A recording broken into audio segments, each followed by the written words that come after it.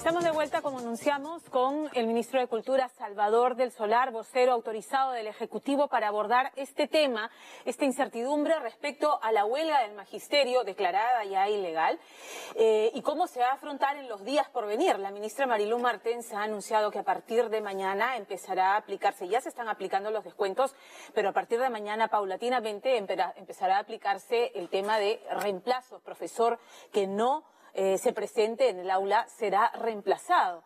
Así que vamos a hablar de ese tema y qué tanto este 19% de aprobación que tiene la gestión del presidente Pedro Pablo Kuczynski tiene que ver con el manejo de la crisis del magisterio y en general de la resolución de conflictos, porque no es el único sector que se ha levantado en huelga. Ministro, ¿cómo está? Buenas noches. Buenas noches, Pamela. Un gusto estar aquí contigo. Muchísimas gracias por venir. ¿A qué tanto le atribuye esta caída de 13 puntos en la aprobación del presidente al tema del manejo puntualmente de la huelga del magisterio? Creo que en general el descontento en la sociedad, ¿no?, respecto de una huelga tan prolongada se mide contra la aprobación del gobierno. Eso lo sabemos.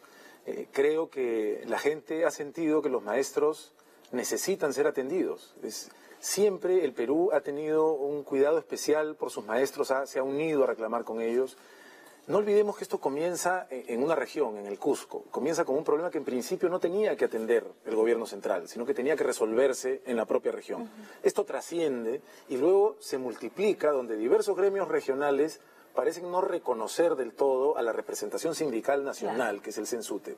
Entonces, no fue tan fácil decir esto es una tarea del gobierno al principio. Poco a poco el gobierno comienza a involucrarse y comienza a atender esta Pero se situación. prolongó 2 meses la situación en el Cusco. ¿No reaccionaron un poco tarde? Porque lo que señalan desde fuera los observadores es lo debieron zanjar en el Cusco para que no se sumaran al resto de regiones. 2 meses. Creo que la pregunta de fondo también es ¿cuánto ha funcionado nuestro proceso de regionalización?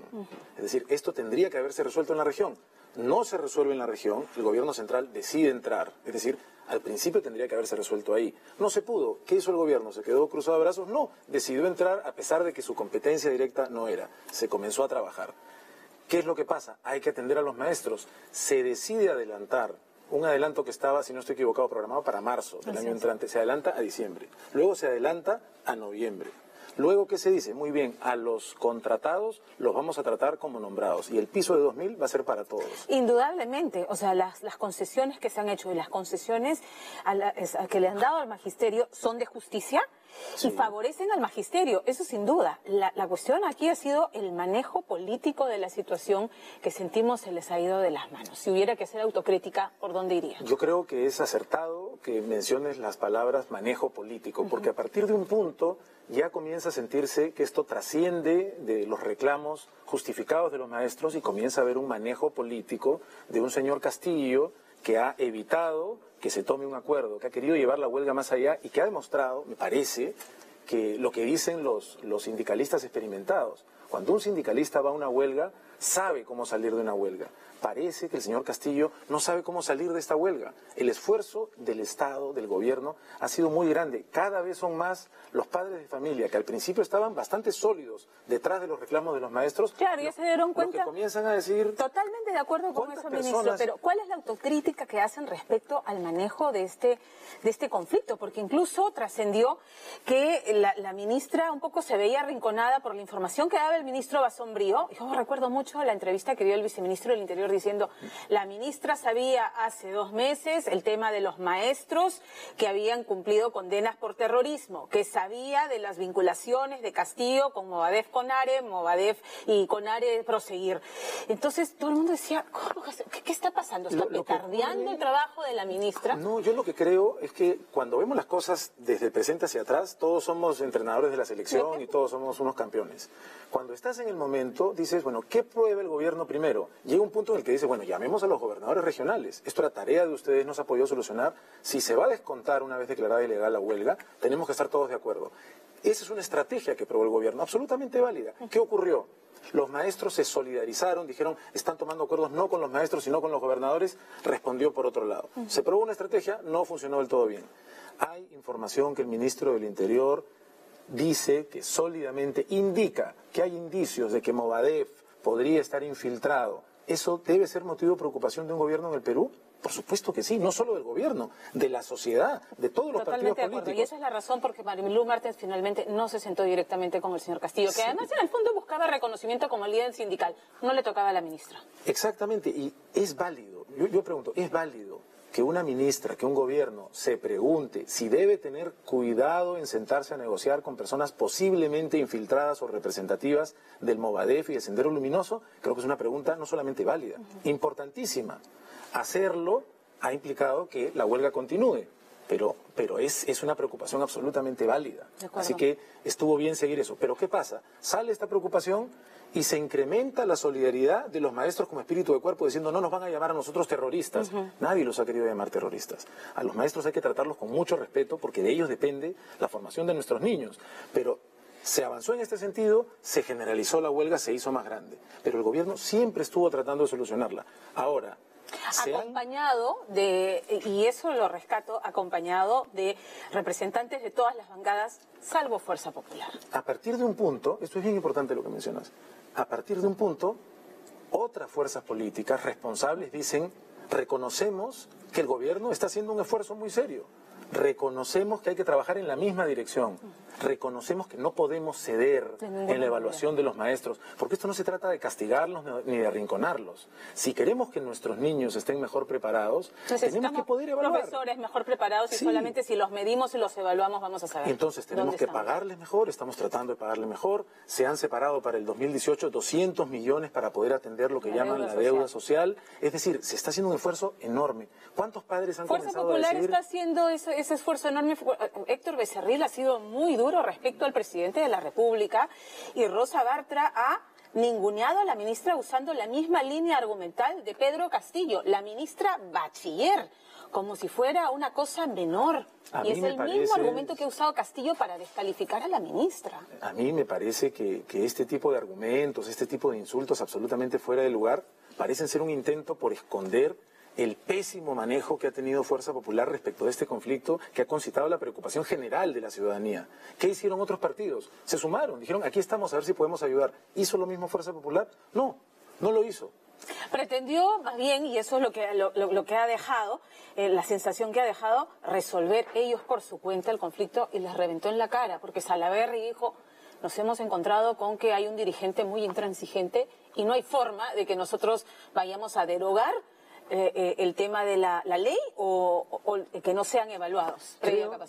Tuvieron que alinearse al Creo, final. Pamela, que hay un consenso tan fuerte respecto de que nuestros maestros deben ser evaluados, capacitados primero para ser evaluados, pero deben ser evaluados para saber si efectivamente están preparando bien a nuestros chicos y chicas. Hay un consenso tan grande que Fuerza Popular ha tenido que alinearse. Así, es decir, ahora tenemos este consenso y otro más, el consenso de cuántos padres y madres de familia han comenzado a decir, bueno, yo también quisiera que se me incremente el 30% de mi sueldo, que el adelanto que me iban a dar en marzo me lo den ahora en noviembre. Sí, falta un montón para seguir haciendo que nuestros maestros tengan mejores condiciones laborales y puedan prepararse mejor. Pero estamos yendo en la dirección correcta hace tiempo y se ha hecho un esfuerzo grande. Pero ahora eso, eso no se refleja, una vez más volvemos a esta caída de 13 puntos. La sensación que hay es de desunión. Tenemos a Salvador Heresi, fundador del Partido Peruano por el Cambio, reclamando un segundo debut para el gobierno y sugiere, como varias voces, cambios de gabinete y se viene la interpelación de la ministra Martens. Sin duda su cabeza rodará con las ganas que le tiene Peruanos por el Cambio. Dejemos eso para después de la pausa. Bueno. Gracias. Volvemos.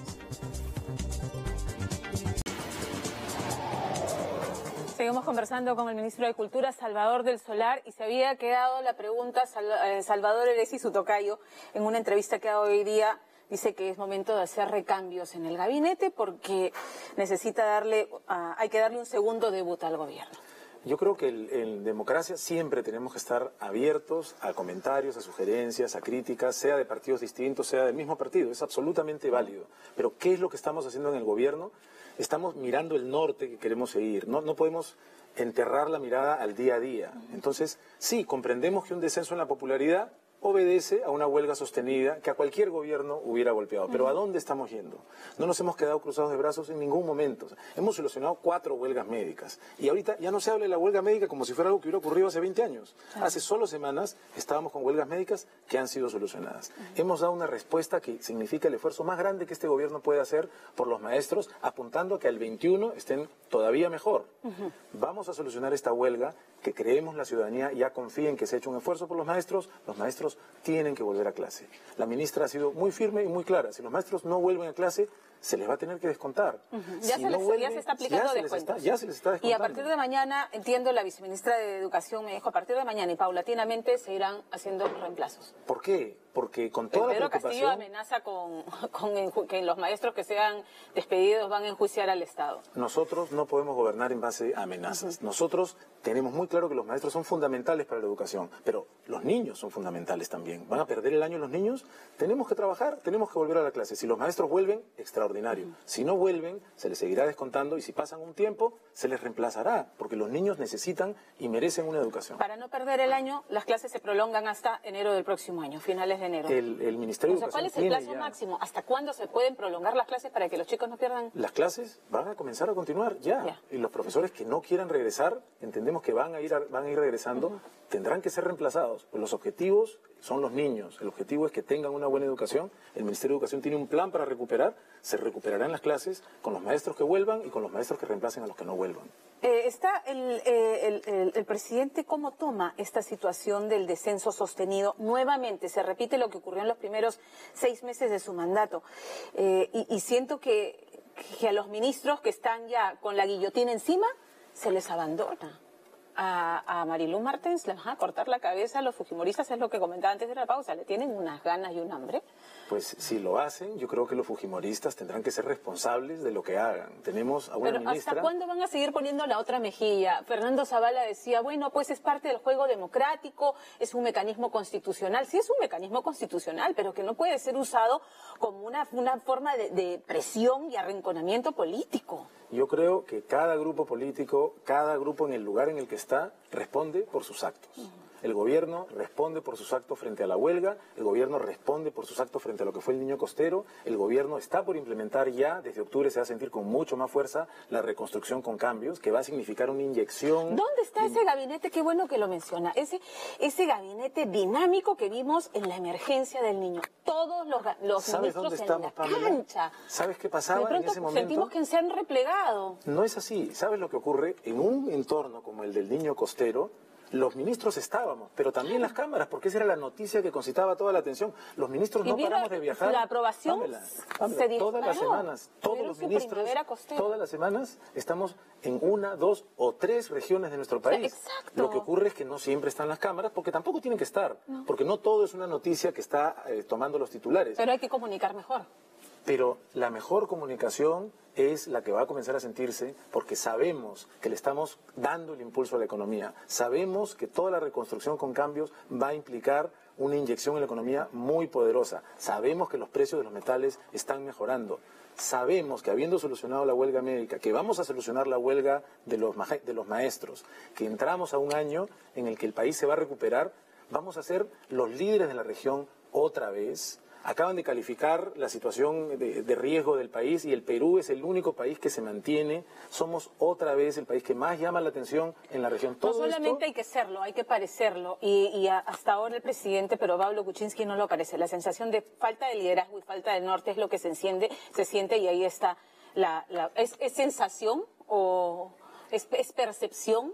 Yo creo que es claramente una percepción. Los ministros que trabajamos con el presidente y que nos vemos con él no solo cada miércoles en Consejo de Ministros, sino en reuniones individuales con el Premier, tenemos muy claro a dónde estamos apuntando, bajo el liderazgo del presidente. El presidente está tranquilo. Absolutamente. Además es un presidente con mucha experiencia. Se van a bajar una nueva ministra, otra ministra, ya van 4. Nosotros esperamos que eso no suceda. Nuestra ministra de Educación tiene no solamente nuestro respaldo, sino nuestra admiración. Ha hecho un trabajo realmente extraordinario lidiando con una crisis sindical ¿Quién Ningún dinamita los gobierno, puentes con ningún Fuerza Popular? gobierno. Se han producido 2 reuniones cumbres con Keiko Fujimori.